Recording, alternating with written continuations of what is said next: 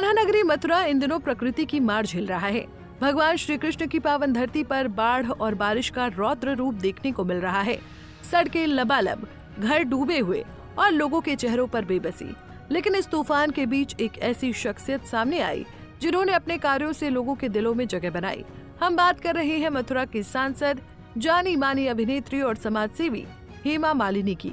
2 दिवसीय दौरे पर मथुरा पहुंची सांसद हेमा मालिनी ने सबसे पहले वृंदावन के गुरुकुल बाढ़ राहत शिविर का रुख किया। ये वो जगह है जहां बाढ़ ने सब कुछ छीन लिया, लेकिन हौसला अभी बाकी है। सांसद महोदया ने न सिर्फ पीड़ितों से मुलाकात की बल्कि उनके दर्द को करीब से समझने की कोशिश की। शिविर में पहुंचते ही हेमा मालिनी ने अपने हाथों से बाढ़ पीड़ितों को हलवा, पूरी और सब्जी परोसी। उनके चेहरे पर वही मुस्कान थी जो कभी सिल्वर स्क्रीन पर लाखों दिलों को जीत चुकी थी, लेकिन इस बार ये मुस्कान थी सहानुभूति की, करुणा की। उन्होंने एक मासूम बच्चे को गोद में उठाया, उसे दुलारा और उसकी मासूमियत में जैसे खो गई। ये पल न सिर्फ भावुक था बल्कि ये दिखाता था कि एक प्रतिनिधि का दिल कितना बड़ा हो सकता है। सांसद ने पीड़ितों से अपील की कि जब तक पानी का स्तर कम नहीं हो जाता वो शिविर में ही रहे। उनकी ये अपील न सिर्फ एक सुझाव थी बल्कि एक ममता भरा आग्रह था। इस दौरान जिला प्रशासन के बड़े अधिकारी भी मौजूद थे जो राहत कार्यों को और तेज करने के लिए सांसद के साथ कंधे से कंधा मिलाकर काम कर रहे हैं। देखिए, मैं आऊँ नहीं आऊँ but I am in touch with everybody. जितने भी हमारे ऑफिसर्स हैं सबके साथ मैं संपर्क में रहती हूँ। हमारे डीएम साहब से मैं लगातार बात करती रहती हूँ। मुझे मालूम है यहाँ पर क्या हो रहा है और जैसा मुझे मिला मैं यहाँ आई हूँ इमीडिएटली कि मुझे यहाँ के। हालांकि कुछ लोग कह सकते हैं कि सांसद का ये दौरा देर से हुआ, लेकिन देर आए दुरुस्त आए। हेमा मालिनी ने न सिर्फ राहत सामग्री बांटी बल्कि लोगों के बीच जाकर उनकी हिम्मत बढ़ाई।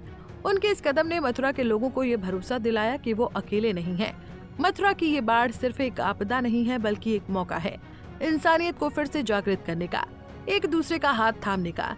सांसद हेमा मालिनी का ये दौरा शायद उस दिशा में एक छोटा सा कदम है, लेकिन ये कदम उम्मीद की एक बड़ी राह खोलता है। हालांकि मथुरा प्रशासन पहले से ही इस आपदा से निपटने के लिए हर संभव प्रयास कर रही है। जनपद के सभी विभाग, पुलिस, स्वास्थ्य और आपदा प्रबंधन एकजुट होकर काम कर रहे हैं। लेकिन सवाल ये है कि क्या ये प्रयास पर्याप्त है? बार बार आने वाली बाढ़ से लोगों को हर साल 2-4 होना पड़ता है। ये पहली बार नहीं है जब यमुना ने मथुरा को जलमग्न किया। हर साल बरसात में वही कहानी दोहराई जाती है। अवैध निर्माण, नदी के रास्ते में अतिक्रमण और अपर्याप्त जल निकासी व्यवस्था इस तबाही को और बढ़ा रही है। पंजाब केसरी टीवी के लिए मथुरा से मदन सारस्वत की रिपोर्ट।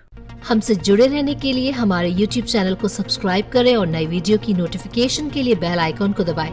अगर आप ये वीडियो Facebook पर देख रहे हैं तो लाइक जरूर करें और ज्यादा से ज्यादा शेयर करें। धन्यवाद।